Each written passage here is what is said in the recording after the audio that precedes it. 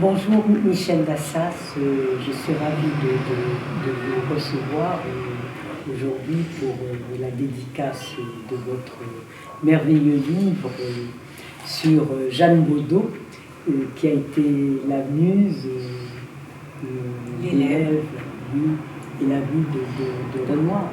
Je vous laisse... Écoutez, merci infiniment de nous recevoir dans ce cadre magnifique. Et ça plairait effectivement beaucoup à Jeanne Bodot, qui aimait tant la beauté. Et alors j'ai intitulé ce livre « À la lumière de Renoir » parce qu'effectivement, elle a été son élève, celle qui est considérée comme la seule véritable élève, parce qu'il a bien aussi donné quelques leçons aux petites Manet, mais elle l'a suivie pendant plus de 25 ans, jusqu'à la mort du grand maître, et elle était éblouie par ce génie. Elle s'entendait, tous les deux s'entendaient vraiment à merveille. C'était vraiment une complicité extraordinaire. Donc pour une élève, c'est merveilleux d'avoir un maître comme moi. Voulez-vous que je vous parle de ses débuts, comment ils se sont rencontrés? Oui, alors voilà, parce que elle était toute jeune, elle avait 15-16 ans et elle entendait beaucoup parler de Renoir à la maison. Parce que le père de Jeanne, Émile Bodot, était à la fois le médecin-chef de la Compagnie des chemins de fer de l'Ouest, mais également le médecin de Renoir. Et comme ils habitaient rue Thébout, au bas de la butte, quand Renoir descendait, enfin, donc, on le voyait passer, et puis elle entendait beaucoup parler de ce maître. Elle avait d'abord, comme toutes les adolescentes, vous savez, on est un petit peu rebelle, donc de savoir que ce grand maître était si décrié, enfin du moins que le mouvement était décrié, il commençait déjà à cette époque-là à être déjà reconnu, mais c'était le tout début. Et comme son cousin, elle était en fait cousine de Paul Gallimard, parce que sa sœur Berthe avait épousé quelqu'un de la famille de Paul Gallimard. Or, Paul Gallimard était un grand collectionneur qui avait une passion pour les œuvres de Renoir. Et c'est là qu'elle a vu les premières œuvres de Renoir. Et qu'elle a été impressionnée, c'est le mouvement de l'impressionnisme, elle a été impressionnée par toutes ces couleurs magnifiques, par cette innovation. C'était absolument saisissant à l'époque de voir qu'on pouvait peindre l'instant, peindre le mouvement. C'était extrêmement nouveau. Et toutes les couches de la société. Oui, aussi. Donc c'était une révolution. Absolument. Et ça a bien sûr touché notre Jeanne qui était, depuis sa plus tendre enfance, était attirée par la peinture. Elle prenait déjà des cours de peinture, mais des cours de peinture classiques, avec un professeur qui s'appelait Jean-Baptiste Callot. Et ce Jean-Baptiste Callot a été le père des sœurs Callot, qui ont fait leur chemin dans la couture. Oui. Et voilà, donc ça a débuté comme ça, mais en fait c'est surtout débuté par leur rencontre. Et leur rencontre... Qui a été déterminante. Absolument. Elle tremblait de peur en se disant il faut absolument que je montre mes œuvres au maître pour que mes parents puissent me permettre de continuer dans cette voie. Parce que bien sûr, pour une jeune fille bourgeoise, ce n'était pas ce que les parents avaient vraiment prévu. Et donc le verdict de Renoir a été essentiel. Parce qu'il lui a dit, vous attendrez longtemps avant de faire une toile comme celle-ci. Alors là, elle avait fait un petit paysage de Givry en Bourgogne. Et c'était sans doute très frais, elle s'était beaucoup appliquée. Et le maître a vu qu'elle avait quelque chose, qu'elle pouvait sûrement faire une carrière. C'était un bonheur. Mais ce qui était rare pour les femmes. Oui, oui, c'était extrêmement rare. C'est pour ça que les parents de Jeanne ont été vraiment des parents merveilleux, puisqu'ils lui ont permis. D'ailleurs, elle l'a reconnu. Et, quand elle a écrit ses mémoires, elle a dit que vraiment Elle avait remercié toute sa vie ses parents de l'avoir laissé suivre sa voie. Et ça lui a permis d'être heureuse.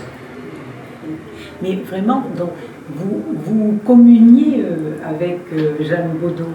Et c'est un peu normal parce que quand on écrit un livre sur un personnage, d'abord on fait une enquête pour savoir. Et puis au fur et à mesure qu'on apprend à le découvrir, c'est un peu normal qu'on s'approprie un peu sa personnalité. On vit à travers ce personnage quand on écrit le roman. En effet. Et puis aussi, bon, on voit très bien que vous écrivez sur cette dame avec beaucoup de ferveur. Oui, c'est vrai. Absolument. Oui, c'est vrai. J'ai été passionnée par Jeanne Baudot. Et je pense qu'il faut être passionné pour trouver le ton juste. Sinon, on passe à côté du personnage. Et elle m'a plu.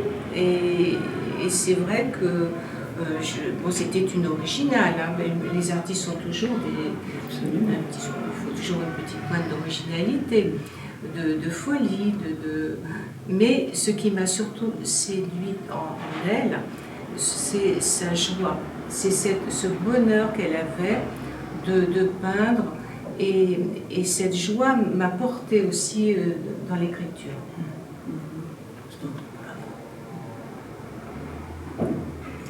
Je vous remercie. Merci à vous, c'est très très gentil. Et puis voilà, je vous montre juste Jeanne Baudot, voilà, au milieu des fleurs. Et j'ai oublié de dire que Jeanne Baudot avait aussi été peinte par Renoir. La voici, jeune fille, de face et de trois quarts, un peu comme une photo.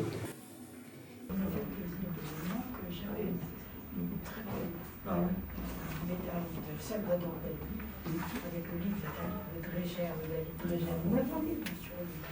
Je dis plus la médaille. Ah bon, merci. Je verrai les voix plus à l'auteur en ouvrage. Non. Parce que j'ai peut-être mais non, attends, je vous rends un peu si je disais. On fait de la moderne, on fait des chefs-d'œuvre qui peuvent être anciens. En général, c'est plutôt moderne et contemporain. Je vais vous parler d'une artiste qui est morte en 1957. C'est Jeanne Baudot. Alors, Jeanne Baudot, on ne la connaît pas spécialement maintenant. C'est pour ça d'ailleurs que je me suis intéressée à elle. Parce que je trouve que c'est vraiment dommage quand on parle de Renoir de ne pas l'évoquer. Parce qu'elle a été vraiment, elle a partagé tellement de moments extraordinaires avec le grand maître. Alors, et ce portrait que vous voyez là, c'est Renoir qui l'a représenté. Elle avait 18 ans à l'époque.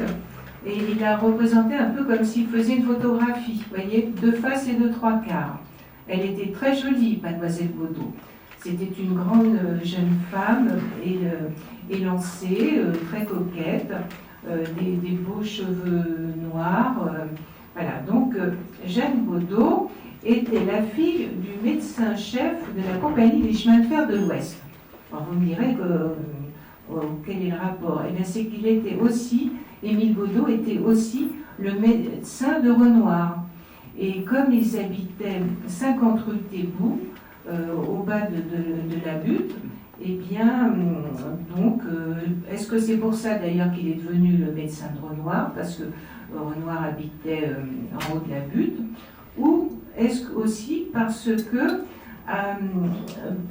Jeanne avait une sœur aînée qui s'appelait Berthe et qui avait épousé un membre de la famille de Paul Gallimard. Et Paul Gallimard étant un grand collectionneur, il achetait des œuvres de Renoir. Alors peut-être est-ce grâce à Paul Gallimard que Émile Baudot est devenu le médecin de Renoir. Donc jeune fille, en 1893, elle prenait elle-même des cours de peinture avec un certain Jean-Baptiste Callot, le père des fameuses sœurs Callot qui vont réussir dans la couture. Alors, elle était passionnée, bien sûr, mais elle voulait surtout avoir les conseils et l'avis d'un grand peintre pour savoir si elle pouvait continuer dans cette voie, ce qu'elle désirait de toutes ses forces, alors que ses parents avaient quand même d'autres ambitions pour elle, enfin des ambitions plus bourgeoises, plus conformes à ce que les parents attendaient, donc un mariage, des enfants, comme sa sœur Berthe qui avait donc un beau mariage et qui a eu 5 enfants. Mais Jeanne avait ce petit côté artiste qui lui donnait envie de faire autre chose que d'être mère au foyer. Un jour, elle demande à son père, puisque tu connais bien Renoir, j'aimerais bien qu'il me donne son avis sur mes œuvres, sur mes toiles. Oui, effectivement, je le connais bien, mais je le vois, c'est mon patient. Demande plutôt au cousin, à Paul Gallimard, puisque lui, il le voit souvent. Et grâce à Paul Gallimard, elle a rencontré Renoir, qui un jour descend de la butte, s'arrête, et puis, bon, voilà, vous avez des choses à me montrer, mademoiselle? Alors, tout de suite, elle est allée chercher ce qu'elle avait de plus beau, et c'était une toile qu'elle avait faite à Givry, en Bourgogne. Alors, elle a entendu le verdict l'angoisse, le verdict de Renoir, qui lui a dit vous travaillerez longtemps avant de faire une autre toile comme celle-ci. Donc ça, c'était vraiment un fabuleux encouragement et qui a décidé, qui a emporté l'accord des parents qui ont bien voulu qu'elle continue dans cette voie et qu'elle prenne des cours. Dans un premier temps, les beaux-arts étaient interdits aux femmes à l'époque. Donc dans un premier temps, Renoir a pensé qu'il fallait mieux qu'elle aille à l'Académie Julian. Là, il y avait un professeur qui donnait un enseignement très classique. Et donc Renoir lui dit, ce que vous allez faire ne va peut-être pas forcément lui plaire. Donc vous allez là-bas pour les modèles et puis vous me montrerez vos œuvres. Alors c'est ce qu'elle a fait dans un premier temps. Donc elle allait là-bas et elle faisait à la façon Renoir. Et puis un jour, le maître est venu, Jean-Paul Laurens est venu de façon impromptue et il a demandé à voir les œuvres de toutes les demoiselles qui étaient là. Et alors aussitôt elle a caché bien sûr son tableau, mais une méchante camarade a repris l'œuvre et lui a replacé devant son chevalet. Et là, Jean-Paul Laurens a dit je ne corrige pas cette peinture-là. Au lieu d'être vexée de ce qu'espérait la méchante camarade, eh bien, Jeanne était ravie. Elle dit alors, je suis une impressionniste, Donc, elle était absolument ravie. Et bien sûr, après, elle ne pouvait pas vraiment continuer d'aller à l'Académie Julian. Et Renoir lui a proposé de lui donner des cours dans son atelier. Donc, c'était déjà un pas de plus. Et de fil en aiguille, ils sont devenus de plus en plus complices. Ils appréciaient de peindre ensemble. Et malgré cette immense différence d'âge, eh bien, ils étaient comme deux camarades, deux grands... moi je dis complices comme larron en foire. Voilà ce qu'ils étaient tous les deux. Elle l'aidait à aller voir, par exemple, à demander à telle ou telle personne de devenir un modèle. Elle l'aidait dans ses négociations. Elle partait avec lui dans la campagne pour peindre. Ils partaient allègrement tous les deux. Et c'était que des parties de plaisir. Alors, il ne faut pas penser que Renoir avait à traiter Jeanne Bodot comme un modèle, parce qu'il l'a prise également comme modèle, comme un des autres modèles. C'était quelque chose, il y avait une relation très de confiance et de respect entre eux. Et donc c'était vraiment une amitié très profonde qui a commencé et qui a duré jusqu'à la mort du peintre. Alors, bien sûr, elle va être aussi, elle va entrer un petit peu dans la famille des Renoir. Elle va aller souvent chez eux et partager la vie familiale. D'ailleurs, au bout d'un certain temps, Aline Charigot, donc l'épouse de Renoir, se dit mais elle a l'âge maintenant, Jeanne Baudot a l'âge de se marier. Donc elle réfléchit avec qui elle pourrait la marier. Et elle pense bien sûr à Georges Durand-Ruel, qui est un des fils d'un des collectionneurs Durand-Ruel. Bien sûr, ça n'aboutira pas, mais enfin c'était bien pensé, c'était bien vu, parce que Georges Durand-Ruel a déjà quelqu'un dans sa vie. Donc Jeanne, au côté sentimental, elle a bien sûr une énorme admiration pour Renoir. Jean Renoir dira que le maître est le seul véritable amour de sa vie, parce qu'elle ne se mariera pas. Elle aura beaucoup de prétendants, mais de façon très platonique, puisque comme elle est très jolie, elle va rencontrer des artistes quand elle va peindre au Louvre, par exemple. Mais il y a aussi Degas, qui est beaucoup plus âgé qu'elle, qui lance à un moment donné, lance l'idée « Oh, mais si j'épousais Mademoiselle Baudot, ça ferait vraiment un drôle de mariage. Hein. » Donc il dit « Oh, elle me plaît bien, Mademoiselle Baudot. » Mais voilà, donc elle a été courtisée, mais elle ne s'est pas mariée. Alors, quand elle, avant bien sûr que, au début de ses relations d'artiste avec Renoir, il va lui faire rencontrer des jeunes filles qui vont jouer un rôle très important dans sa vie. Ce sont les petites Manet, c'est-à-dire Paul et Jeannie Gobillard, et puis Julie Manet. Julie vient de perdre sa mère, Berthe Morisot, et il veut essayer de lui favoriser un petit peu des sorties. Donc Jeanne va inviter Paul, les petites Manet, chez des cousins. Enfin, moi, j'ai pas retrouvé la relation vraiment de parenté, mais elle appelait ces gens-là ses cousins. C'était les Clément, le colonel Clément, qui est devenu ensuite général d'ailleurs. Ils avaient un doyenné à Givry. Donc je suis allée visiter d'ailleurs ce doyenné qui est encore dans son jus. C'est vraiment c'est émouvant de voir ça. Et alors elles ont passé des vacances absolument merveilleuses dans cette campagne bourguignonne. Et à cette époque-là, on s'amusait comme les enfants, parce qu'il n'y avait quand même pas, beaucoup de distractions, il n'y avait pas de télévision, au milieu de la campagne, à part les lectures, les promenades, eh bien, les gens aimaient faire se travestir, improviser des scénettes, jouer des petites pièces de théâtre. Et vous allez voir, alors, cette dame-là, c'est Jeanne Baudot, qui se déguise elle aime bien se déguiser en garçon. Là, nous avons Paul Gobillard, Julie Manet. Vous voyez, on s'amusait. Alors, Givry, donc derrière, vous voyez, c'est très vallonné. Là, derrière moi, vous avez le doyenné, et tout en bas, tout près, eh bien, passe la voie ferrée. Donc c'était très facile d'aller à Paris, de Paris à Givry.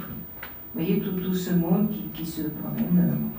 Alors ça, c'était un moment extraordinaire dans la vie de Jeanne, parce qu'elle était donc dans ce milieu d'artistes et également en vacances. Elle avait un caractère très heureux, très joyeux, et Et Julie Manet, c'était peu de temps avant son mariage, parce que le mariage de ses amis va terminer ce temps d'une adolescence prolongée. Vers 1900, tout le monde va commencer à convoler, à avoir des enfants. Et Jeanne, elle reste célibataire et passionnée par la peinture. Elle peint. Elle va au Louvre. Il n'y a que Paul Gobillard qui, elle aussi, reste célibataire. Et toutes les deux, elles vont continuer à créer et à produire. Et elles vont pouvoir participer au Salon des Indépendants. Alors, dans un premier temps, quand elles font leurs premières expositions, les critiques vont être assez bonnes, parce on reconnaît dans leur façon de travailler, on reconnaît un peu la patte du maître, c'est ce qu'on leur dit. Et puis, alors je vais vous montrer, par exemple, Jenny Gobillard, voilà. Alors là, vous voyez, ça c'est Julie Manet, qui a représenté Jenny Gobillard, qui a représenté Jenny Gobillard, et dans le fond, on aperçoit Jeanne Baudot. Vous voyez là, ici, c'est Jeanne Baudot qui peint. En fait, c'est une peinture, elles sont toutes réunies, en fait, quelque part, par cette toile. Renoir l'a peint. Vous avez vu tout à l'heure, c'est 3/4. Là, c'est une peinture, on ne la reconnaît pas forcément, mais elle est assise sur l'herbe. Voilà. Donc, vous avez Julie Manet, Paul Gobillard, Jenny Gobillard et une grande amie aussi, la fille Mallarmé. Vous voyez, donc Jeanne évolue, grâce à son art, elle va évoluer dans ce monde d'artistes. Elle va connaître tous les artistes, bien sûr, qu'elle rencontre au Louvre, les amis comme Manguin, qui sont des jeunes gens qui vont s'attarder devant ses toiles et qui vont lui donner des conseils. Et également Paul Valéry qui va ensuite fonder avec elle les Amis des cathédrales. Mais ils aimaient s'amuser. En fait, c'était des jeux intellectuels. Les Amis des cathédrales, c'était un prétexte en fait pour se réunir et puis s'envoyer des messages. Alors, comment est née en fait cette association des Amis des cathédrales? C'est qu'il y avait un des artistes qui voulait en fait organiser quelque chose dans une cathédrale, organiser un concert dans une cathédrale. Et ça a pris 2 ans à Paul Valéry et à Jeanne Baudot pour organiser dans la cathédrale de Chartres un récital. Et c'était vraiment la dernière chose, le dernier moment de convivialité et de grande joie avant la guerre de 14. Parce que cette guerre de 14 va complètement dérégler toute cette belle mécanique, tout ce monde. C'est la fin d'un monde heureux. C'est la fin d'un monde heureux pour bien sûr la France entière, mais également Jeanne va perdre des êtres chers pendant cette guerre. Et c'est pour ça que la peinture va être vraiment sa bouée de sauvetage. Elle va considérer en fait la peinture comme une carapace contre le malheur. D'ailleurs, elle dira que grâce à la peinture, elle a pu s'élever dans le monde de la beauté pure et en fait se défendre de toutes ces atteintes terrestres. bien sûr, pendant la guerre, il va y avoir un moment où elle va, le seul moment en fait de sa vie, où elle va reléguer le chevalet et puis les pinceaux, mais ça va pas durer très longtemps, parce que bien sûr, elle se disait comment peindre des choses colorées, de magnifiques paysages, alors que tout est noir, tout est gris autour de moi, mais il y a un moment donné où le printemps revient et où elle s'est remise aussi, en même temps que toute la France se remettait au travail et entier de tout reconstruire. Et malheureusement, décembre 1919, Renoir va partir lui aussi. Alors comment survivre à cette perte immense? Ben, toujours la même chose, la peinture. Elle va désormais peindre en se souvenant du maître, en se disant ben, il me donnait tel ou tel conseil. Bien sûr, sa peinture aussi évolue, parce qu'elle a aussi des touches personnelles, mais malgré tout, elle revient toujours à ce que disait le maître, comment il lui disait de placer un mouchoir blanc pour voir jouer, voir les lumières, etc. Elle reprend les techniques et jusqu'au bout, elle va continuer à peindre. Et aussi, elle va continuer à voir d'ailleurs ses amis intimes, donc Julie Manet, etc. Sa vie va aussi prendre une autre tournure quand sa mère, quand son père va décéder. Sa mère cherche quelqu'un pour venir l'aider dans une sorte de dame de compagnie. Et cette dame de compagnie arrive avec un petit garçon de 3 ans. Et ce petit garçon de 3 ans va être vraiment le fils adoptif de Jeanne. Elle va se prendre d'amour pour cet enfant, qui sera Jean Griot. Et Jean Griot sera le rédacteur en chef du Figaro. Et le rédacteur en chef du Figaro sera aussi celui qui mettra le pied à l'étrier à Jean-Marie Rouart. Jean-Marie Rouart, donc, qui entendait souvent parler de Jeanne Baudot, puisqu'elle appelait régulièrement Julie Manet, et justement au téléphone, quand elle appelait, on lui disait souvent monsieur, parce qu'elle avait une voix très grave. Jean-Marie Rouart a pu justement, et ça c'est merveilleux pour moi, parce qu'il a pu me rendre, me donner cet élément que j'ignorais complètement, et qui recoupe un petit peu ce goût aussi du travesti qu'avait Jeanne, etc. Voilà. Et donc, ces dernières années sont assez heureuses, parce que c'est une personne joyeuse et qui va justement se consoler de tout grâce à la peinture. Alors je voudrais quand même vous montrer Jeanne âgée. D'abord Jeanne a un âge moyen, voilà. Elle a toujours ses chapeaux. Alors ces chapeaux qu'elle orne de fleurs fraîches, de fruits frais, de plumes, c'est une originale. Alors Jeanne avec ses chats. Jeanne avec ses chats dans sa maison de Louvciennes.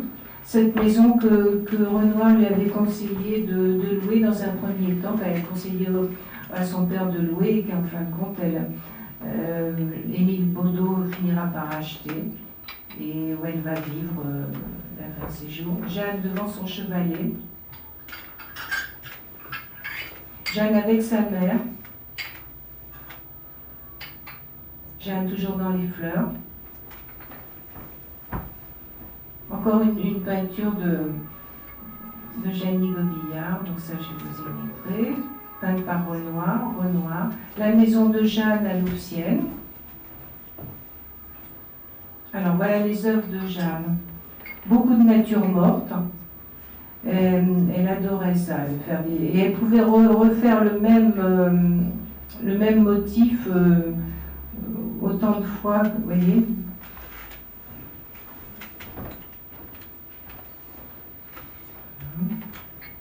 Alors, on disait que, enfin, des amis à elle disaient qu'il fallait jamais l'attendre, il fallait l'attendre au contraire avant de déjeuner, parce que elle allait aux cuisines et elle choisissait des fruits pour ses natures mortes, et elle mettait un certain temps à faire son choix.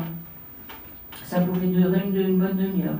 Là, c'est ce qu'elle voyait de sa fenêtre à Louvciennes, paysage de neige. Ah oui, Auguste Renoir a eu son atelier dans la maison de son élève pendant quelque temps, puisqu'il lui avait conseillé d'aller à Louvciennes, justement parce que ses parents, enfin sa mère, avait une maison à Louvciennes. Voilà, elle âgée, voilà. Très âgée. Alors vous voyez, elle a sur son chapeau avec ses plumes. Et je pense qu'il faut rester sur cette image de Jeanne jeune, peinte par le maître, déjà avec des chapeaux. D'ailleurs, il y a une anecdote à ce sujet, c'est que Durand-Ruel avait dit à Renoir, oh, mais c'est plus du tout la mode des chapeaux, maintenant il faut peindre les femmes en cheveux. Alors Renoir ne trouvait pas, c'est ridicule, moi j'aime bien les chapeaux. D'ailleurs, Jeanne, vous allez m'accompagner, parce que si je vais toute seule chez la modiste, on va me traiter de serin. Vous allez m'accompagner et je veux qu'on vous fasse de beaux chapeaux. Et elle a choisi plusieurs chapeaux et il l'a peinte, il l'a présenté comme ça. Donc pour l'éternité, donc ces 4 jeunes filles qui ont toutes eu des destins, des destins de femmes artistes. Je pourrais vous dire beaucoup de choses sur Jeanne, mais tout est en fait raconté dans mon livre.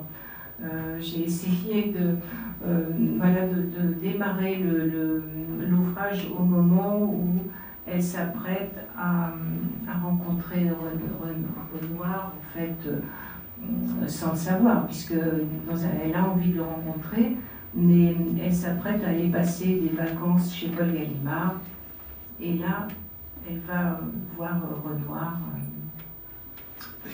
en fait, s'approcher du maître et pouvoir vraiment à table l'observer. Et puis, alors on peut aussi vous dire que Jean Renoir lui a consacré aussi une exposition donc post-mortem, et il y avait une 60aine de toiles de Jeanne. C'est assez difficile d'en trouver, j'ai l'impression que les gens les gardent.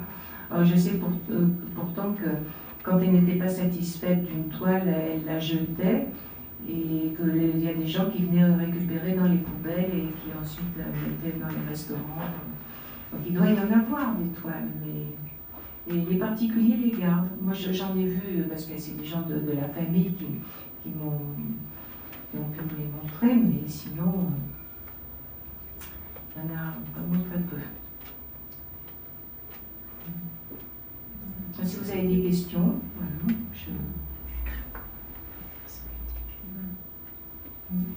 Sur votre livre, alors, c'est toute la période de la rencontre. Oui, voilà, c'est ça.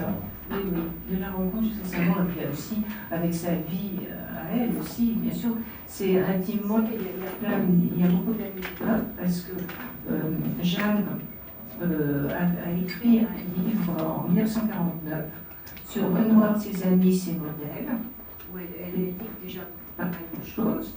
Mais il y a aussi la certaine Jeanne B. Jeanne B, c'est Jeanne Baudot, dont parle Julie Manet dans son journal qu'elle tient de 1893 à 1899. Où là, c'est là qu'on voit vraiment, on découvre une autre facette de Jeanne. Et puis il y a aussi Jean Renoir qui parle d'elle dans son livre consacré à son père. Donc, grâce à tous ces éléments, j'ai pu, j'ai pu peut-être me faire une image plus précise de cette femme, que j'ai trouvée très attachante, parce que justement, cet acharnement ce désir de toujours essayer de faire mieux. Elle disait, chaque matin elle se levait, elle disait c'est à peindre quand elle trouvait quelque chose. Et, vraiment, elle était animée de ce désir de faire toujours mieux, d'atteindre la beauté pure. La beauté pure. Je ne saurais pas vous dire ce qu'est, mais vous qui êtes tous artistes, vous devez savoir ce qu'est la beauté pure. Du moins, à votre manière, votre idée de la beauté pure. Est-ce qu'elle a été influencée par les études et les évolutions de l'impressionnisme?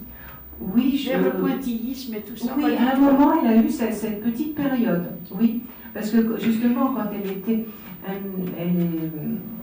quand le maître était plus dans le midi, etc., et puis elle n'était pas toujours avec lui, elle rejoignait quelquefois dans le midi, mais quand elle le voyait surtout plus quand il était à Paris, ou à Louvciennes, etc. Alors oui, elle a eu sa petite période, où on voit qu'elle a un petit peu influencé, puis elle est revenue à quelque chose de beaucoup plus classique. Oui.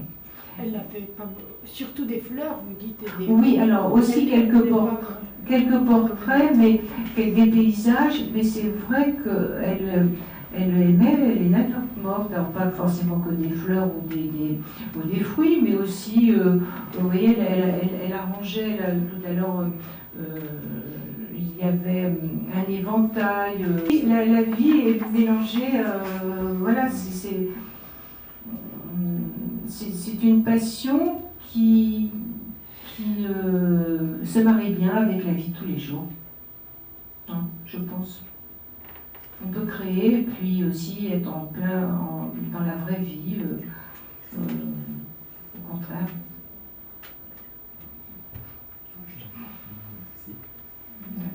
Moi, j'espère vous avoir fait un tout petit peu découvrir Jeanne.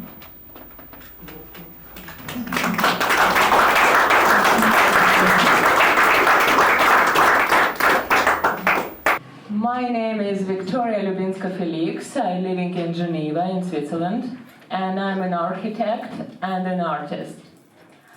And here I am with the presentation of the two of my art projects. This one is one of them, and this project is called Tangential Myths. Tangential myths. This is like a tangential lines in geometry, touching the subject without going deep in it. And this is why the tangential myths, it's a rereading of the stories from the Bible, from the Vieux Testament, from the mythology, Greek mythology. I'm actually half Greek. And that project, which you have a presentation into the printed pages. Also, you can see that on the website full of it. It have two parts. And this one is from the first part of the project. This guy called it Wounded Knight. Wounded Knight, he is actually Saint Ignatius from Loyola. Saint Ignatius from Loyola mentioned in Bible, and this guy never have been in idea he will be canonized in one day. He was a live guy who lived in 16th century, and he was the son of he was one of the 13 brothers of his mother who died very, very early when he was a child. And he became to be a warrior.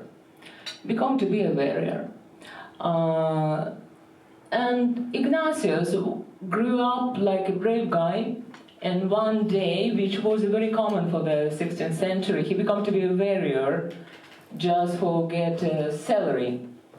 And he was a participator of the battle, and he was wounded.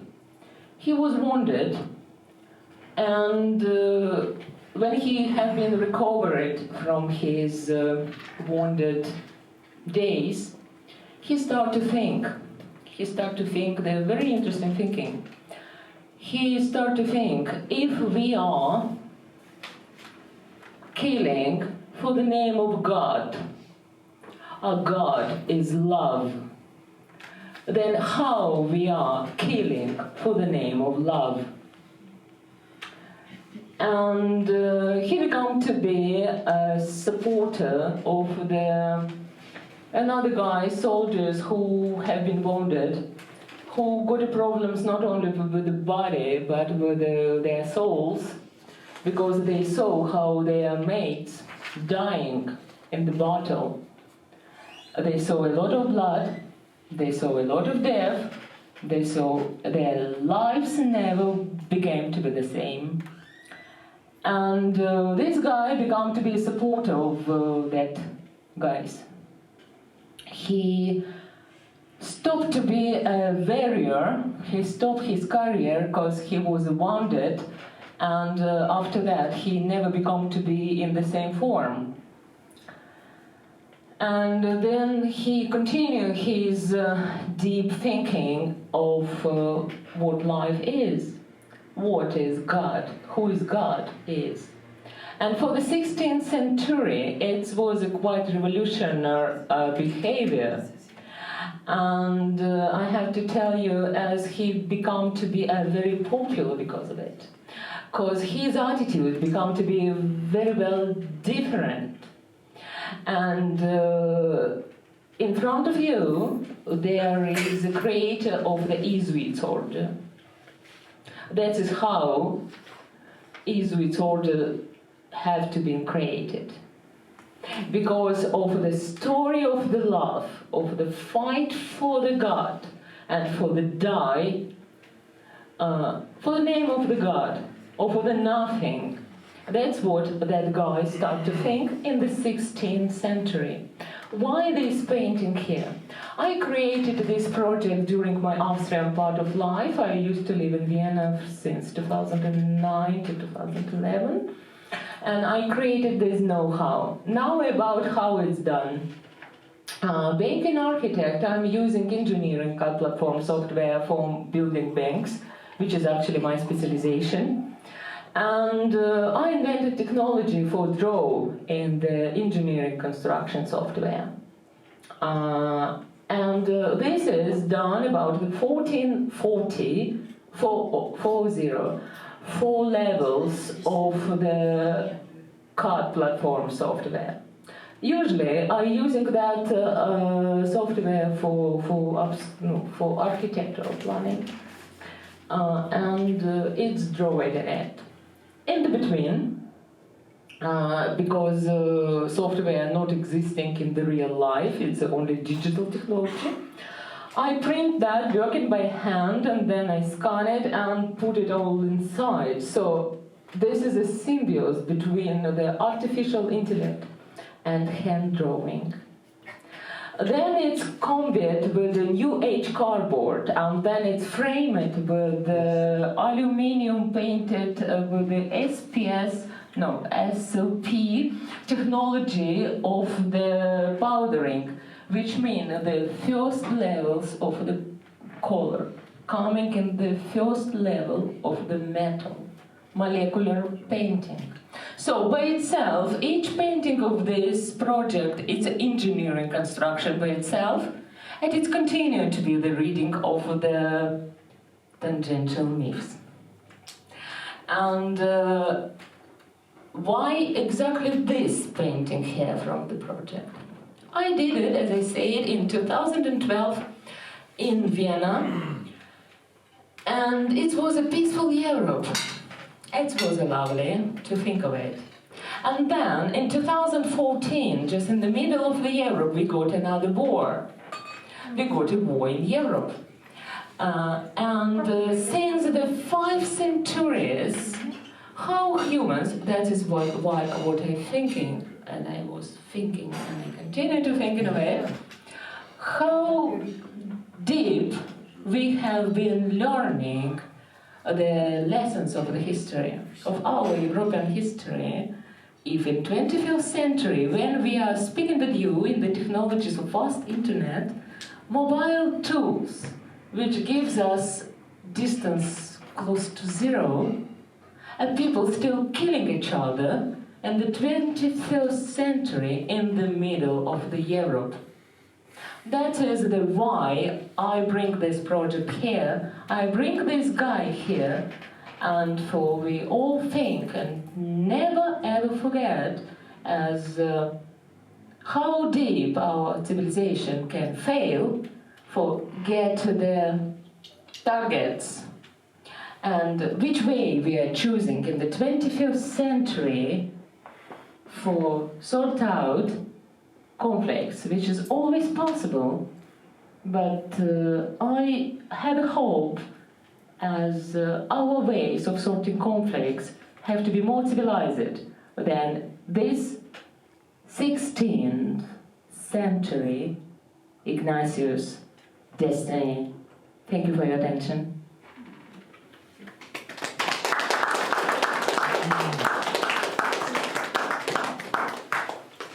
It's kind of second one from the second project, and it's a little bit different proportions, sorry for that, but the screen doesn't show how it exactly looks like. You can see that on my website. There is that project will be posted in the full quantity, because just a few, it's in September 22, it's very close from here. It was official premiere of this project in Luxembourg, on the Art Luxembourg. And this project had a name Cyber Time Traveling. And in your presentation you have that version in French. What is going on here? First of all, this is a very fresh, this is the most new project which I do. I'm working on it in 2020. I invented that project just in the beginning of the pandemic situation. Where is just exactly when our life just raced online. When we become to meet people, friends, family, business partners, to make contracts, and all online. So our presence online become to be as stronger as never been before. And if we was against the digitalizing of our personality, we had to do it for save our business. And we all become to be a half of our avatars. And our avatars become to be more ourselves than in that days was we are in our pajamas, in our living rooms. So in this project, I thinking about our digitalized personality, about our digitalized life, and about digitalized future. Exactly this painting from the project Cyber Time Traveling, having named The Future Shadows. So why the future and why the shadows? Because as soon our digitalized personality are presented in the different media, in the different social media, in our websites, on our community, in our communities, online, it's touch our presence. Our presence not online, it's touch our presence offline. So where is the balance between our attitude which we have just right now, here tonight, and with all multiplied our personalities which we have online. And this is exactly what I'm thinking in this project. And you cannot see it exactly on the screen. It's not even very well looked on the photo on the screen of laptop, but in the reality, trust me, it's done on the basis of the paper, which is united together for provide the full image of the lady who is in doubts, who is in digitalized windows where she is. But she continued to be the same one wall, and the pieces of papers which is united to one, it's a symbolized that quantity of the windows where is our personality is opened during daily life, during this interesting pandemic situation. And we continue to keep them all together, and soon we can do it. I think for our real personalities it's not that big deal. But if it will be ununited, take the left side, or take the right side, or take the top, or take the bottom, and this personality already not a complete. That is exactly what I wanted to say by exactly this painting, which I wanted to show you. And in the France and in Paris, this is the premiere of this project. Thank you for your attention.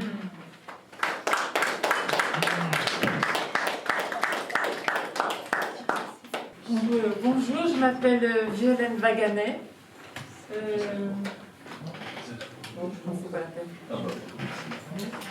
Je suis artiste peintre depuis 2014. Avant, j'étais ingénieure dans l'industrie de l'automobile. Et j'ai senti un appel de Dieu pour faire de la peinture.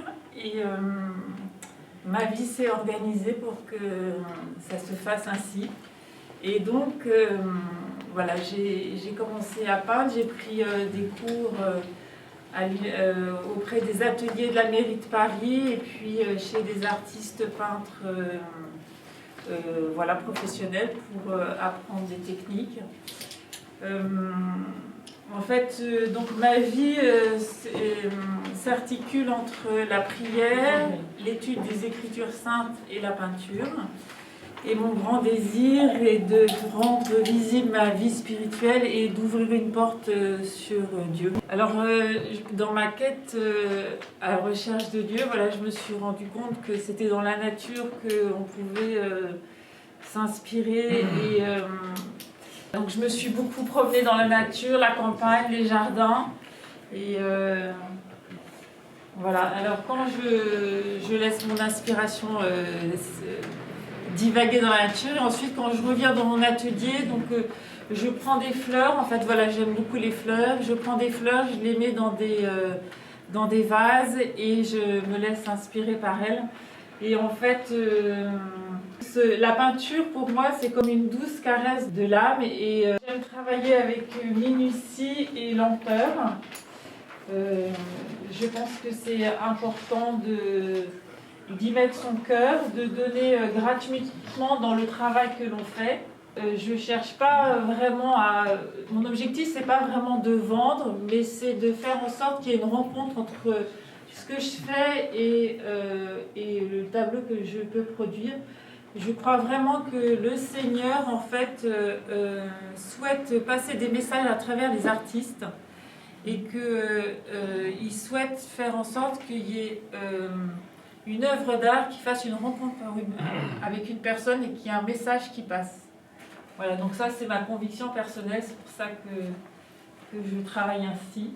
Alors voilà, bon, je vous présente une œuvre que j'ai faite, elle s'appelle Le dialogue entre le ciel et la terre.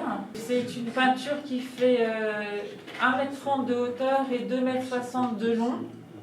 Alors les fleurs, voilà, c'est mon sujet principal.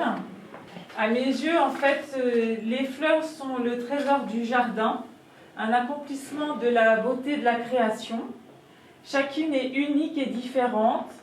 Elles ont une combinaison de grâce, d'amour et de délicatesse, mais aussi de générosité et de fragilité. Chacune a sa personnalité et sa saveur. Lorsque les fleurs rentrent dans mon atelier, donc je les dispose vraiment, je sépare les bouquets et je les dispose une par une pour les regarder vraiment avec attention chacune. Et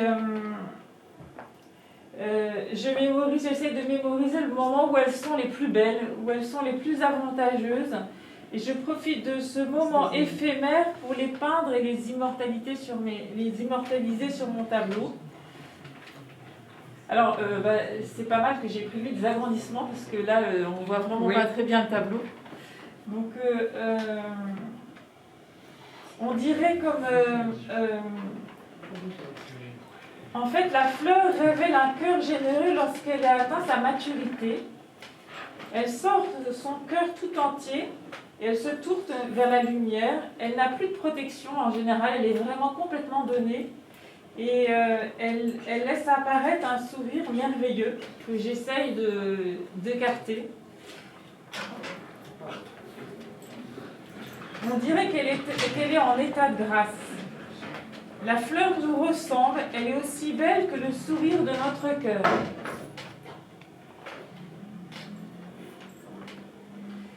Alors la fleur est aussi éphémère comme notre vie est éphémère sur la terre.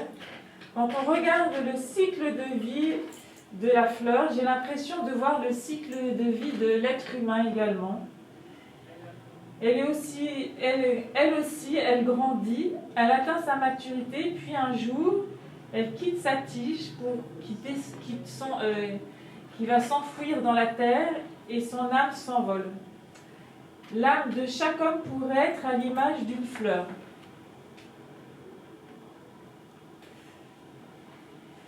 Alors la palette de couleurs des fleurs est la palette la plus élaborée sur la Terre à mon point de vue. C'est comme un avant-goût des nuances de couleurs célestes infinies. Attendez, excusez-moi.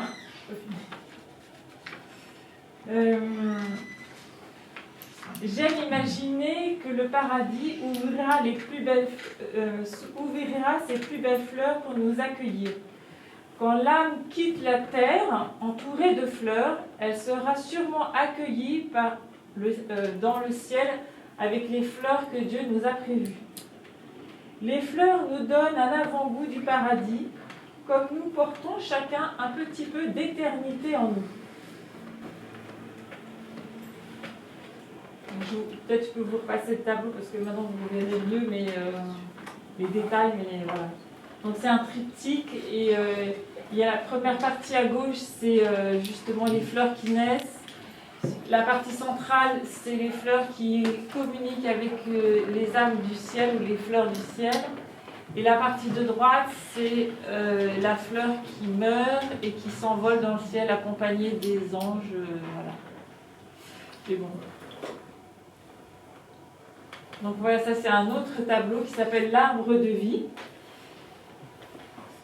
Alors, il est sur cette terre un arbre merveilleux.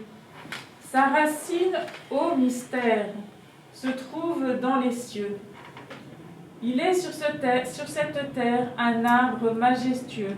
Sa racine, ô vérité, enfante les âmes. Il est sur cette terre une fleur éternelle. Sa vie, ô amoureuse, s'envole vers la lumière. Voilà, merci.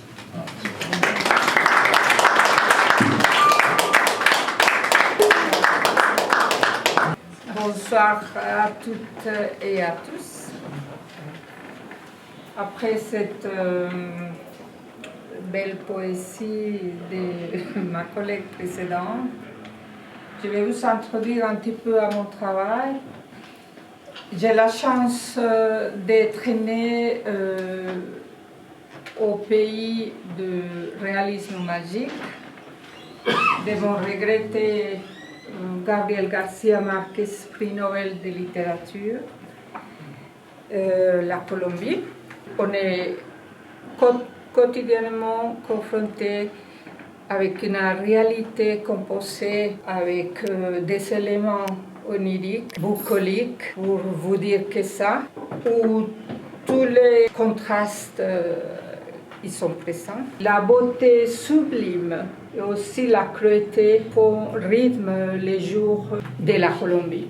il est impossible, organique et intellectuellement, de me soustraire de cet héritage culturel. Je suis là en Europe depuis 20 ans, 19 ans en Suisse, mon pays d'adoption. Et en 2001, j'étais invitée à exposer mes travaux par la galerie, c'est une galerie à Berne.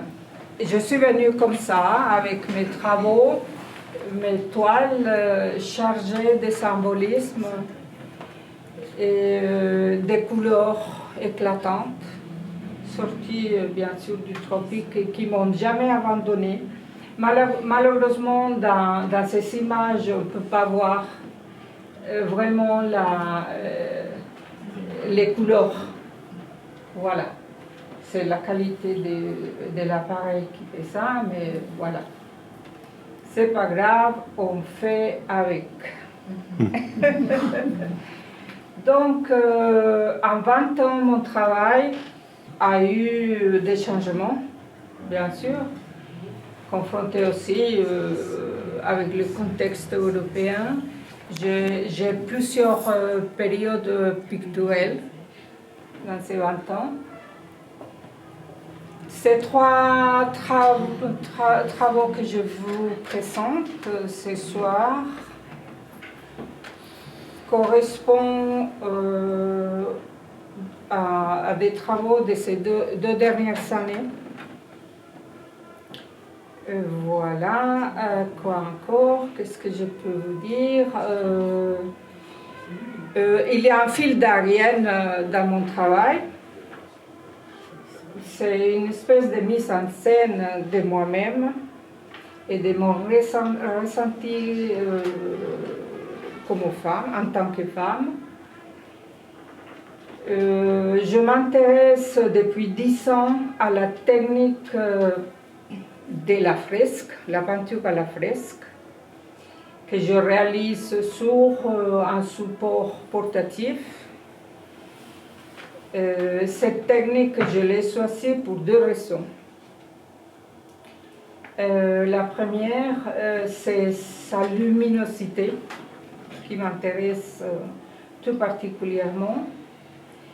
Aussi par la qualité, le rendu 3-dimensionnel, parce que la chaux fixe les pigments, et aussi grâce aux graines de quartz que j'utilise, me donne ce rendu qui m'intéresse aussi picturalement à moi. Voilà. Aussi, j'intègre dans quelques compositions, pas dans tous, la mosaïque. C'est une technique que je suis tombée follement amoureuse quand j'ai fait un passage en tant que stagiaire chez le maître Paolo Raccagni, excusez-moi, de Ravenna, en Italie. Donc, voilà, je suis tombée amoureuse de cette belle technique ancienne et de la beauté de ces mailles vénitiens que j'utilise aussi dans mes compositions. Il y a un synchronisme des icônes chrétiens féminins du Moyen-Âge et puis du symbolisme des cultures populaires dans mon travail qui me permettent d'aborder des sujets assez graves de la condition féminine qui ont, à mon avis, une actualité dans notre société contemporaine. En même temps,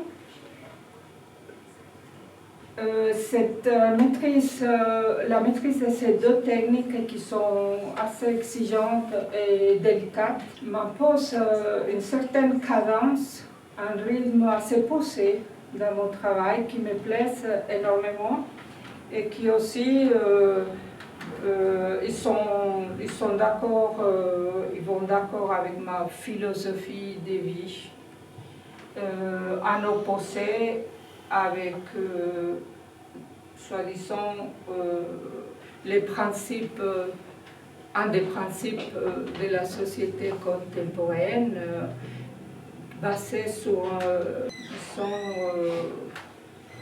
ces relations entre production, rapidité et profit, qui est tout à fait, voilà, un autre, parce que moi je dois prendre mon temps, comme tu dis, dans ton travail, de donner, prendre le temps et pas être pressé pour faire une production à tout prix pour un profit. C'est une technique très délicate et puis elle m'impose aussi des temps. Voilà, c'est tout ce que j'ai à vous dire. Aussi, depuis 2 ans, je travaille les sculptures. Ma formation aussi, c'est important. J'ai fait une école supérieure d'art assez contemporaine, plutôt dans l'art conceptuel.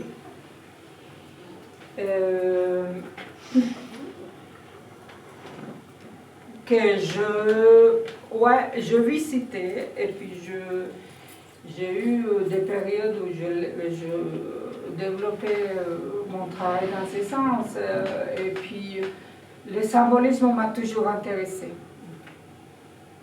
En fait, je suis venue exposer à Stufenbau. Voilà le plan que j'ai eu, cette galerie bernoise qui m'a invitée. Depuis la Colombie, je suis venue faire cette expo et puis mes toiles étaient très chargées de symbolisme. Après, bon, il y a eu plusieurs périodes picturales, comme je vous ai expliqué, mais je suis revenue au symbolisme assez fort ces derniers temps. Voilà ce que j'avais à vous dire. Merci beaucoup de votre attention. Merci.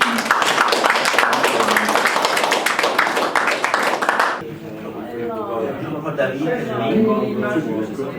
et j'habite en France depuis une trentaine d'années. Et je me suis mis à la peinture il y a une quinzaine d'années. La raison étant, je ne savais pas quoi faire de ma vie et j'ai une amie qui me dit pourquoi vous ne faites pas de la peinture. Bon, je m'intéresse aux sujets figuratifs, aux sujets mythologiques et religieux. Il y a 3-4 ans, je suis tombé sur le galériste. J'avais fait 13 tableaux sur Christ et les apôtres. Or, je les ai exposés. Donc, les 13 tableaux font une unité. Il voulait que je vende à la découpe un des tableaux. Et moi, je me suis dit, c'est absurde, puisque l'œuvre, c'est l'ensemble et pas les parties de l'œuvre. Donc, par dépit, je me suis dit, je vais faire quelque chose, un tableau sur un sujet que personne n'oserait me dire, il faut vendre les unités à la découpe. Donc, comme j'aime beaucoup, j'avais vu le film Noir Souvenirs sur Saint François d'Assise, et j'étais très ému par ce film-là. J'ai décidé de faire il y avait un tableau sur la vie d'un saint, puisque je me suis dit, la vie d'un saint se comprend dans son unité et pas tableau pour tableau. Donc, en 2016-2017, j'ai fait 21 tableaux sur la vie de Saint François d'Assise, tous du même format, 50 F. Donc, ça c'est une des... Donc, je ne vais pas vous montrer les 21, puisqu'il y en a 21. Donc, je vais vous en montrer 2. Et bon, je me suis inspiré d'abord de ce qui a été... Je regardais ce qui a été fait à Assise au 13e siècle, 12e, 13e siècle, par Giotto. Et comme j'ai beaucoup aimé le film, je me suis inspiré du film de Saint François d'Assise de 1950. Donc j'ai les deux sources d'inspiration, dont celui-ci, c'est une scène de la vie de Saint François d'Assise, où il se demande s'il avait maltraité ses disciples. Et donc, pour se mettre en condition d'aimer le monde, il s'est dit, il faut que j'enlève le péché d'orgueil qui est en moi. Donc il y a une scène dans le film de Saint François d'Assise, où il s'allonge par terre, et les disciples lui poussent sur le dos pour lui faire partir le péché ou l'orgueil qui est en lui. Donc ça, c'est le tableau qui en est sorti. Et j'ai gardé certains aspects du tableau en noir et blanc, en hommage à Rossellini qui a fait le film en noir et blanc. Ça, c'est de cette théorie du film de Rossellini aussi, où c'est une histoire en Italie médiévale, où les villageois qui étaient terrorisés par un tyran, ils ont envoyé à Saint François d'Assise des émissaires, lui demandant qu'est-ce qu'il faut faire. Donc Saint François d'Assise a envoyé une de ses émissaires, un de ses disciples des pros, qui est allé voir le tyran, et le tyran évidemment essaie de l'intimider pour qu'il craque. Or, le disciple qui est de profil en prière, il a pris, on l'a traîné dans la boue, on l'a attaché à un cheval, on l'a menacé de mort, on lui a menacé de lui ôter les yeux, et il est resté passible, il a prié. Et le tyran stupéfait a soulevé le siège, et de la ville qui était en flammes, et c'est une métaphore pour la non-violence. Si les gens se traitent de façon non-violente, peut-être on peut résoudre des conflits. Et c'est le paradis qui s'ouvre sur la ville en flammes, suite à l'intervention de Généraux auprès de ce tyran. Donc voilà, c'est tout ce que j'ai à dire.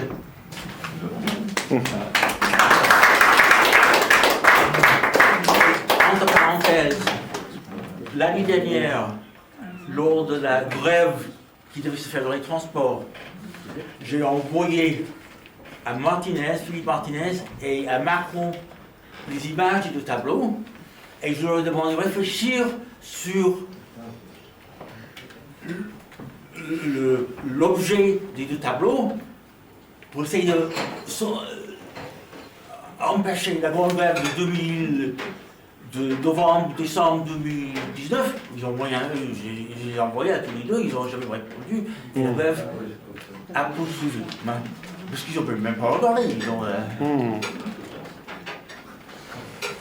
Merci beaucoup. Okay. Merci à vous. Voilà, je suis Pierre-Dominique Lafitte. C'est probablement un contexte familial, artistique particulier, de peintre, musicien, sculpteur, qui a déterminé un peu mon métier d'artiste, de peintre. J'ai vécu à Ville d'Avray et là j'ai commencé dans différents ateliers à travailler avec des peintres comme Yaro Hilbert, je ne sais pas si ça vous parle, et dans différents ateliers ensuite à Aix-en-Provence, parce que j'habite là depuis, j'habite à Aix-en-Provence depuis une trentaine d'années. Donc j'ai poursuivi dans différents ateliers, la peinture, la gravure, le dessin, enfin une formation artistique complète, et puis quelques années aux Beaux-Arts, voilà. Un peu pour la forme, parce que vous imaginez bien que ce type d'œuvre ne peut pas, c'est pas dans la mouvance de ce qui se fait aux Beaux-Arts.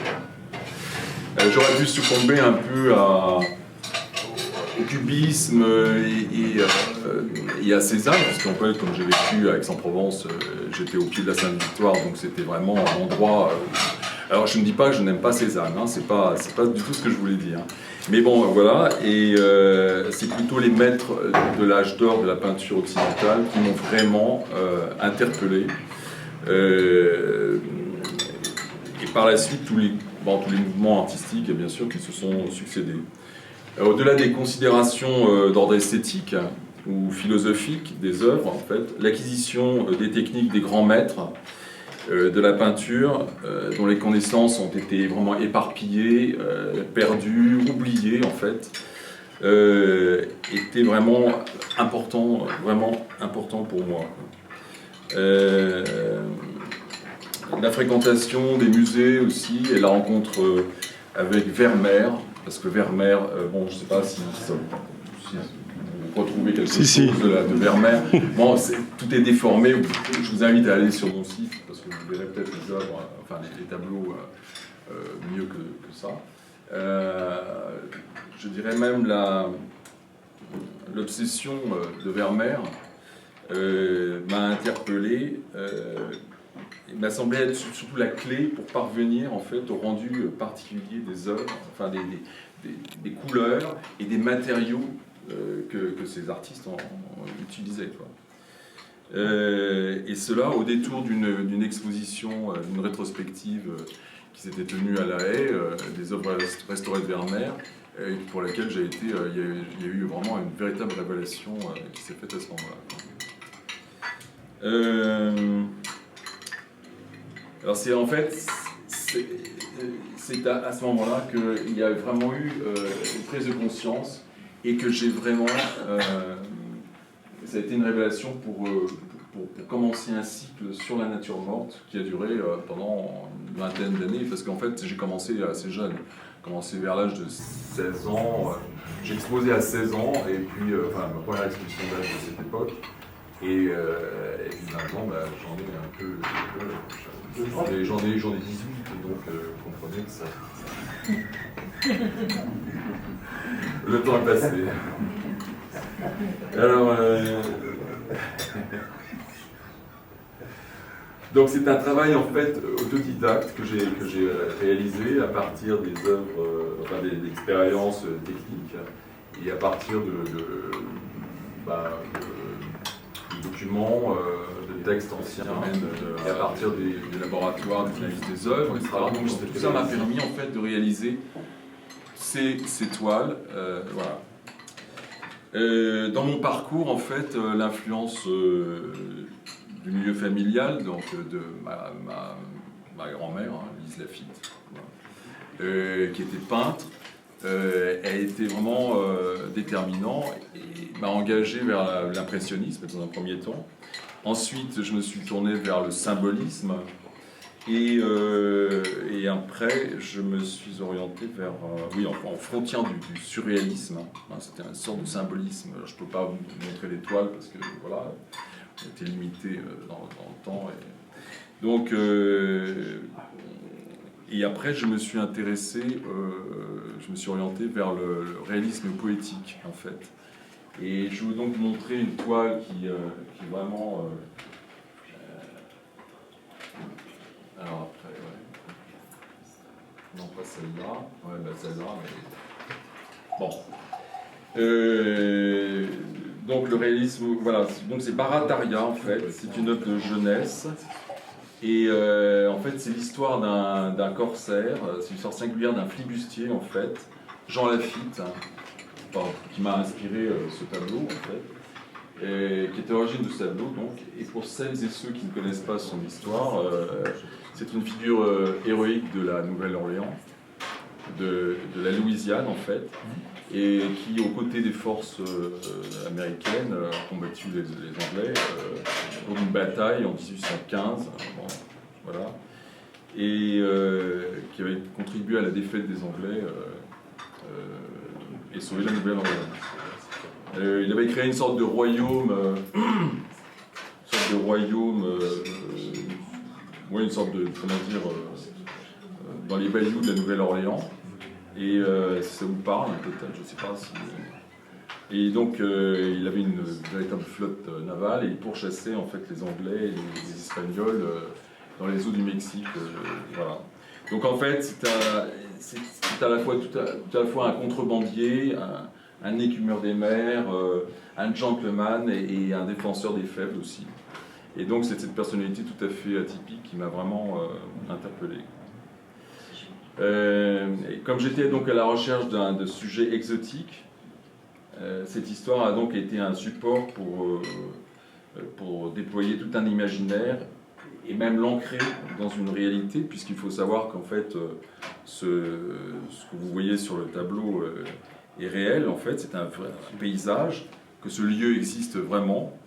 Et bon, bah, le bateau à aube, c'est juste un anachronisme, mais bon, voilà, c'est pas très, très important. Donc le réalisme politique que j'évoquais, en fait, s'est exprimé dans différents domaines artistiques, en littérature, dans le cinéma des années 30, 40, mais aussi en peinture. En faisant l'analyse de ce tableau, ce que vous voyez, c'est que il m'a semblé qu'il pouvait s'inscrire dans ce courant artistique. Et si j'ai fait ce rapprochement avec le cinéma, c'est qu'il prend dans le rapport subtil entre l'acteur et son environnement, qui est là pour suggérer et le révéler en quelque sorte. J'ai en mémoire certaines scènes du cinéma qui baignent dans une sorte d'entre-deux, voilà, et qui révèlent en fait le personnage, quoi. Enfin, la personnalité des acteurs. Donc dans ce tableau, le climat de nuit frémissante n'est pas anodin en fait, comme le serait un simple décor, mais il suggère et renforce à sa façon le sentiment d'interrogation et d'isolement du personnage. Le réalisme poétique s'est imposé en fait à moi dans mon travail, fondé sur l'observation et la sensation pour justement m'approcher d'une certaine vérité cachée en fait de l'être. Mais il faudrait avoir vraiment une vision plus rapprochée pour comprendre le tableau. Donc ce tableau quelque part ouvre sur le questionnement existentiel de notre passage, sur notre condition et sur notre destinée.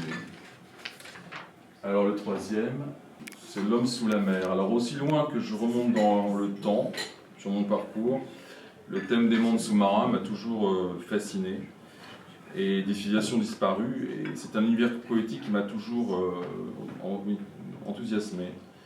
Si vous allez sur mon site, vous pourrez voir une vision de l'Atlantide, dont on aurait retrouvé les ruines, celle d'un temple immergé dont l'apparition nous rappelle à un idéal de sagesse, de grandeur et de beauté aujourd'hui disparu sous les eaux. Dans le même esprit, donc, j'ai réalisé L'homme sous la mer en m'inspirant d'une œuvre d'Hippolyte Flandrin, peut-être que vous l'aurez reconnu, je ne sais pas. Et je dois préciser que ce que vous voyez ici, donc, c'est un montage, c'est une création numérique et qu'une version, j'ai réalisé une version à l'huile qui est en cours d'achèvement, mais bon, je n'ai pas pu le présenter ici. Donc, processus de création, donc je procède par juxtaposition d'images, par superposition, un peu comme le ferait un peintre à l'huile avec des glacis, quoi. Et là, ce que j'ai voulu montrer, c'est vraiment la représentation de l'humain en harmonie avec son environnement naturel. C'est vraiment un thème qui m'est cher et que j'avais déjà traité par le passé. Donc, on voyait un homme nageant avec des poissons, etc. Là, j'ai vraiment repris ce thème, en fait. Et je voulais, en fait, montrer l'homme face à lui-même, et qui, dans les replis de sa conscience, alors c'est un peu littéraire, je suis désolé, et dans un abandon, se retire du monde comme pour mieux le préserver. Voilà. Cette vision est donc là comme un plaidoyer en fait pour un monde plus beau, plus spirituel et plus empathique aussi. Ouais. Je voulais finir par un extrait d'un sonnet tiré de sonnet à Orphée de Rilke, qui a souvent été associé, Rilke, je ne sais pas pour quelle raison, mais il a souvent été associé à mon travail, en fait, et qui résume bien cette approche de l'art et de la vie, en fait. Pour nous, l'existence est toujours enchantée, à 100 endroits, elle est encore origine, un jeu de force pure auquel nul ne touche s'il ne s'agenouille et admire. Voilà. Merci à vous. Bravo. Merci. C'est Hugues de Vendôme, je suis peintre abstrait avec une technique un peu mixte, mais c'est surtout inspiré de Jackson Pollock et du dumping. La peinture n'est pas posée au pinceau ou projetée, elle coule en fait sur la toile, donc c'est une toile à plat. C'est à l'acrylique et à l'encre, donc en fait les densités ne sont pas les mêmes, et ça se mélange, et comme c'est de l'acrylique, ça se sèche vite, et en séchant, les traits apparaissent. Donc Jackson Pollock avait une manière très aléatoire, en fait il avait un immense atelier, et il pendait des gros pots de peinture qui balançaient au-dessus de ses toiles et qui faisaient un mouvement un peu aléatoire, donc il dirigeait un petit peu, mais c'était quand même assez aléatoire. Alors que moi, je travaille à la baguette, un peu comme un chef d'orchestre, avec des pots de peinture où je fais mes mélanges. Et donc avec la baguette, c'est moi qui fais le mouvement, donc la toile est quand même assez organisée. Alors je suis désolé, là on a l'impression qu'il y a une sorte de jaune-vert bizarre, carré, alors que c'est une toile tout en largeur, hyper colorée, donc on ne se rend pas bien compte. Mais en gros, ce que j'essaie de faire dans mon travail artistique, c'est d'exprimer des sentiments. Donc j'ai eu un cursus graphique classique, c'est-à-dire j'ai fait des cours de dessin, de peinture, de façon très scolaire, on apprenait à bien faire les choses, ce qui est très louable. D'ailleurs j'ai un très beau travail de l'artiste juste avant. Mais justement, j'ai voulu me détacher de ça parce que ce que j'essaye d'exprimer, c'est des sentiments, des choses complètement abstraites. Et j'étais déçu en fait, quand je faisais mon travail, de voir que les gens faisaient attention à ce que j'avais peint et pas de ce que j'ai exprimé. Donc je voulais que l'échange se fasse directement sur la toile, que la personne s'interroge, se voulait vraiment me séparer de l'aspect figuratif pour justement qu'il y ait un échange entre le spectateur et moi-même. Donc moi j'ai voulu imprimer quelque chose sur la toile, des choses que je ressentais, et justement la personne qui va voir la toile, elle va la percevoir de façon différente, influencée par ce que j'ai fait dans mon travail, mais influencée surtout par sa vie et ce qu'elle, l'état de son psychique du moment. Donc voilà, c'est un travail un peu particulier parce que d'approche pas facile au départ. C'est beaucoup plus confortable d'être dans le figuratif, on apprécie les couleurs, les jeux de lumière, la ressemblance, les proportions.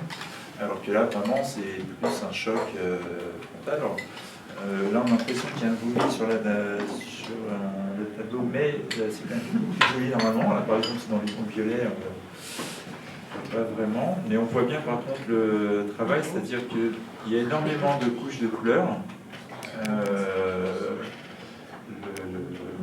Les toiles sont tellement épaisses qu'en fait, les filets rentrent à l'intérieur de la peinture suivant la densité.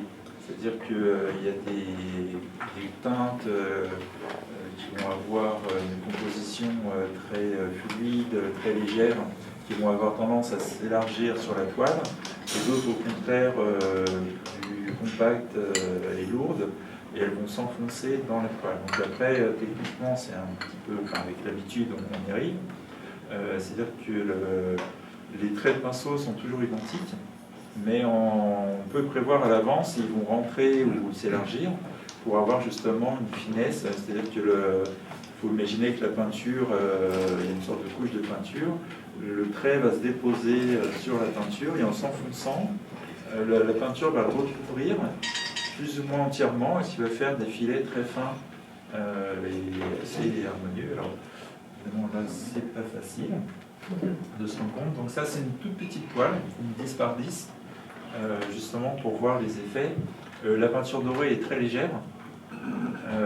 C'est des toutes petites gouttes en fait et qui vont se répandre sur la peinture en dessous qui est de la peinture laquée noire.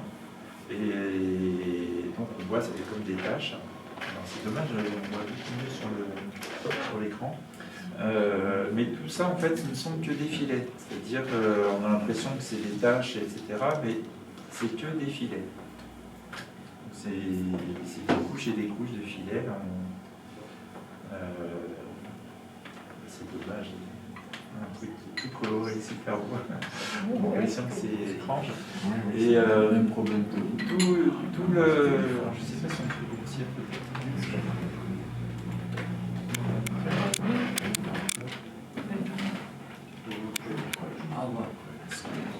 Quand on va en gros plan, là, comme ça, on voit bien les filets. En fait, la peinture en dessous n'est faite que de filets aussi, mais comme elle était encore très humide, donc elle se mélange beaucoup avec celle du dessous et celle d'à côté. Donc tous les filets vont se mélanger, en même temps ils vont sécher, et puis au fur et à mesure que la toile va se faire, les filets vont apparaître et sécher sans se mélanger.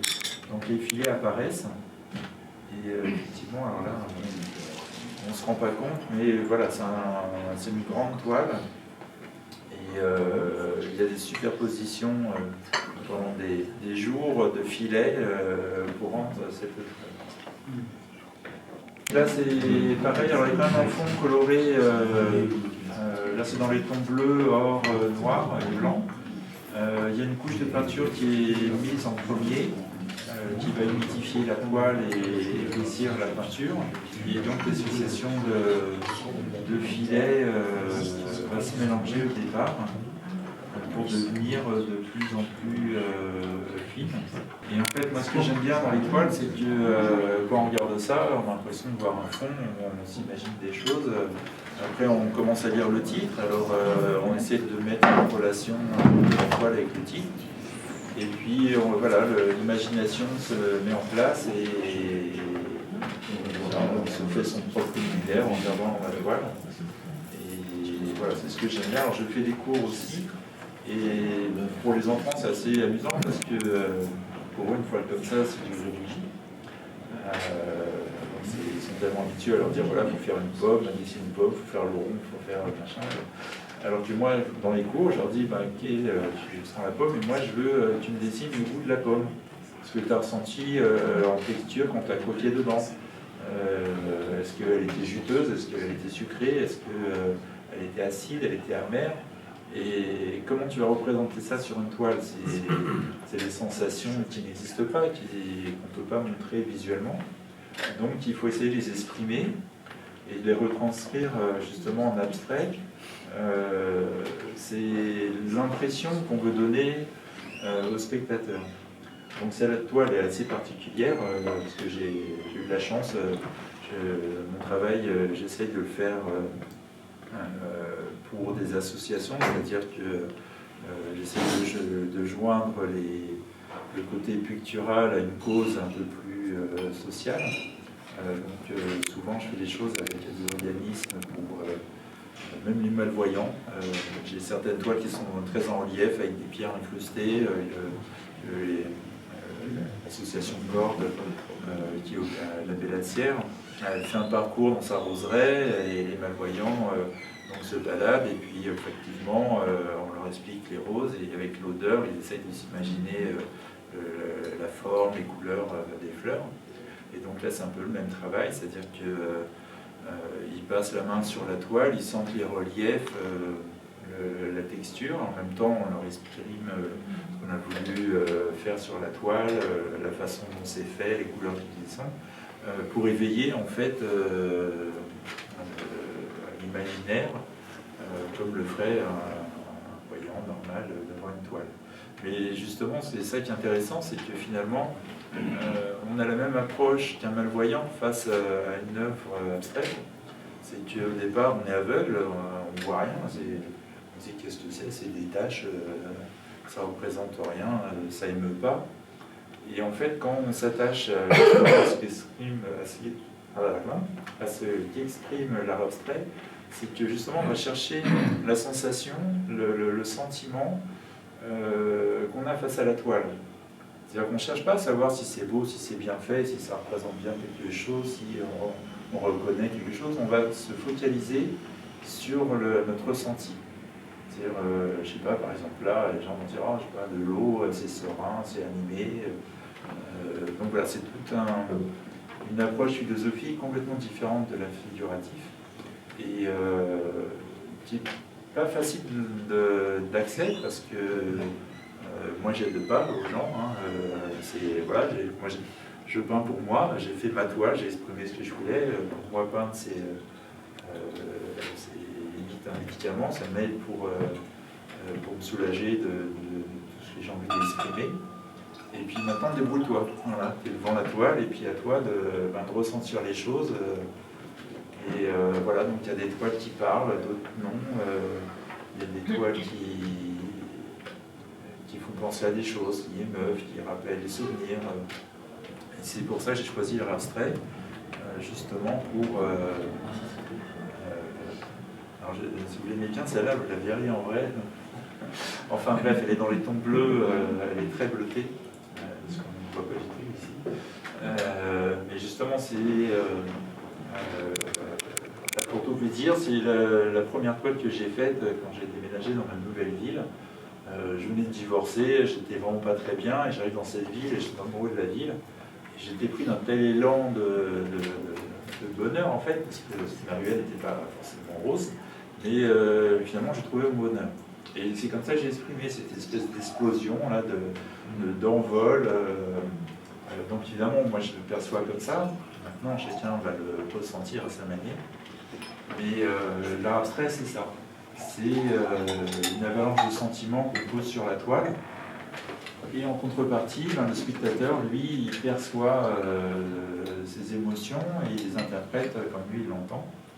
Et je trouve cette approche très particulière, mais je peux faire du figuratif aussi parce que j'ai fait un cursus vraiment standard de peintre à l'école. Voilà, les pommes, les sculptures, les machins, on dessine, on fait des fusains, on fait des passerelles, de la gouache, des machins. Et donc là, c'est un peu particulier, c'est ma fille, je vous la présente, bonjour Caroline. Je l'ai en garde alternée, donc là c'était pendant les vacances, c'était un mois, ça faisait un petit peu long. Elle m'a beaucoup manqué, donc il a fallu que je la peigne.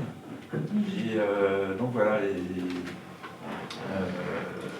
dans mes peintures, je mets tout ce que j'aime. J'y mets ma vie, j'y mets tous mes sentiments. Et ce que j'aime par-dessus tout, donc c'est ma fille, et les opales. J'ai un engouement pour les opales qui sont des pierres très colorées, très changeantes, très vivantes, qui ont des éclats, des couleurs qui changent dès qu'on bouge la pierre. Et voilà, c'est ma façon de représenter un peu tout ce que j'aime dans le... Je vais revenir un petit peu pour faire un gros plan.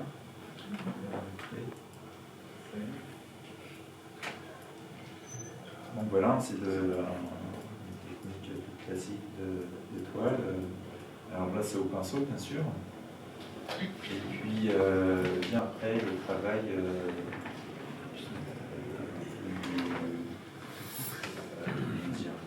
plus abstrait, mais qui donne en fait toute la vie à la toile. C'est-à-dire que le travail au pinceau a un côté très statique, un peu comme une photo. C'est un instant présent qu'on met sur une toile. Et l'abstrait vient justement animer tout ça. Moi, ces traits là, c'est comme des lignes de vie. On en suit une et on devient fou en essayant de la conserver. Et ça part, l'œil part dans tous les sens. Et voilà, c'est le côté pouvoir. Voilà, je ne fais pas ce que je veux, ne m'embête pas.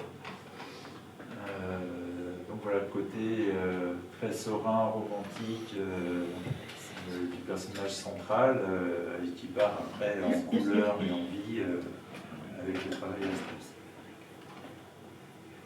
Donc, si on peut faire tout ce qu'on a fait tout à l'heure. Ah oui, ça rend rien, c'est affreux. Je veux vraiment, je vous invite à essayer de les voir. Pardon ? Les proportions des tableaux sont... Alors, sont, celle d'avant, c'était 1m50 Mais non, mais c'est la restitution sur l'écran. Ah non, pas du tout, c'est une toile carrée, là. Ah, c'est une toile carrée. Ah oui, donc c'est il y a un mètre par un mètre. Il y a un problème. Là, je la découvre en même temps que vous, en fait. Là. C'est ça, ça m'a un peu décontenancé et j'ai plus... Il y a un petit côté effectivement en vol là dans cette toile, donc là c'est accentué finalement par le format vertical. Tu l'as fait carré. Voilà. Mais là je sais pas si on pouvait venir voir à l'écran. Enfin voilà, on voit vraiment le travail des filets. Et surtout les couleurs, la profondeur aussi. Je m'excuse, mais. C'est-à-dire que en gros, cette peinture-là, elle est faite en une semaine, avec des temps de séchage. La toile est noire dans le fond. Et au fur et à mesure des couches de filets qui vont venir les unes sur les autres, les teintes vont apparaître et disparaître, et ça va donner une espèce de profondeur à la toile. Oui, malheureusement. Mais le mieux, c'est de venir les voir en vrai. Alors, par exemple, voilà, c'est typiquement il y a une toile que j'aime bien filmer. Alors, on peut les voir en atelier à Argenteuil en 95. Et hélas, il y en avait dans une galerie qui n'est pas très loin d'ici, mais à cause du Covid, ils ferment. Donc, je ne les verrai plus. Pas de chance. Par exemple, cette toile ici, là, c'est un pari abstrait. On a l'impression que c'est des filets et tout, mais en fait, non, c'est du figuratif. Oui, c'est un peu difficile à croire, hein. Mais en fait, c'est un personnage qui est en train de s'envoler. On voit la tête en bas, les deux bras, et il va vers il va s'envoler dans son univers. Dans la mer. Et donc, une fois qu'on a intégré qu'on a retranscrit visuellement son esprit dans la toile, on commence à imaginer, effectivement, on voit un personnage, peut-être le menton relevé, on voit un peu son nez, ses mains.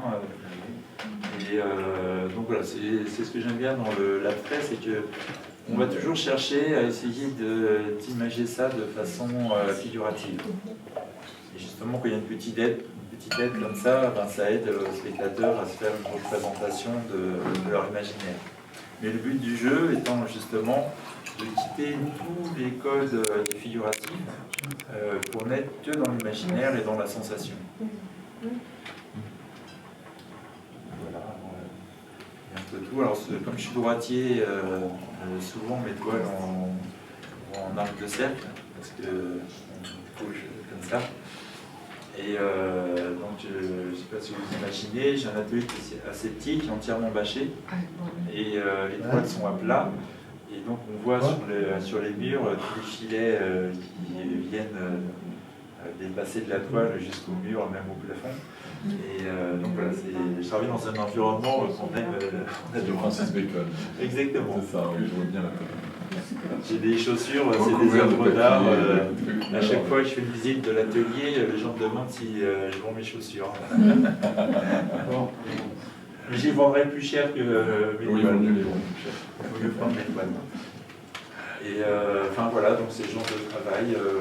J'essaie de poser sur une toile une émotion. C'est dommage. Là, les proportions. Il y a des toiles que j'aime beaucoup. Les proportions ne sont pas respectées non plus. Non, alors c'est quand même une toile rectangulaire en hauteur, mais pas dans ce format-là quand même. Mais en gros, voilà, c'est justement, là on voit le travail des couches de peinture. C'est une peinture, alors que je prends de la peinture acrylique en gros pot, je fais mes mélanges, je rajoute des poudres, je rajoute même des fois des matières plastiques pour fluidifier ou au contraire compacter pour que les mélanges se fassent différemment. Et par exemple là, vous imaginez qu'il y a des couches et des couches de peinture et à un moment pour renforcer l'impression que je voulais donner, je vais retravailler sur les couches du dessous en poussant les couches du dessus. Et c'est pour ça qu'il y a une traînée là dans les tons rouges, parce qu'en dessous la toile est rouge. Et donc voilà, ça donne des effets de contraste, de mouvement. Alors justement, rendre un peu, là c'était une dualité que je voulais faire dans les formes pour exprimer un contraste d'opinion. Et voilà. Je ne connais pas ce c'est là, mais bonnes vacances. Et je vous remercie de m'avoir écouté. Vous le savez, nous sommes au 100e anniversaire de la naissance de Boris Vian. Ah oui. Et donc, Madeleine Thézenas du Moncel, qui est sculptrice, qui a rendu hommage à Boris Vian en réalisant une œuvre, enfin un buste grandeur nature de Boris Vian. Et ce buste sera exposé dans l'escalier d'honneur de la mairie du 16e à la fin du mois d'octobre, jusqu'en décembre. Alors, Madame Thézenas a écrit vraiment un texte magnifique et émouvant sur justement ce buste de Boris Vian qu'elle a fait avec beaucoup de ferveur. Alors voilà ce qu'elle dit. Construisant le buste de Boris Vian, examinant son beau visage sensible et instruite sur son formidable parcours créatif, de ses multiples et riches rencontres et de sa si courte vie, il savait, il le disait, qu'il mourrait avant 40 ans. J'ai ressenti la force de sa présence. Aussi ai-je choisi de faire ressortir ce regard pénétrant, lucide, mais aussi d'une grande douceur. C'est un homme qui savait aimer et se faire aimer de tous, cela se voit. Sa bouche aussi expressive et sensuelle montrait à quel point il aimait la vie. Il me semblait aussi important d'éviter une rigidité de posture. Je l'ai donc légèrement penché comme s'il était encore à l'écoute du monde. Hommage à Boris Vian de Madame Thézenas du Moncel.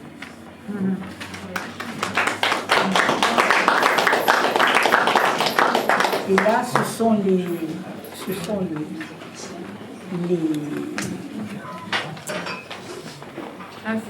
voilà, ça a été... C'est beau, hein?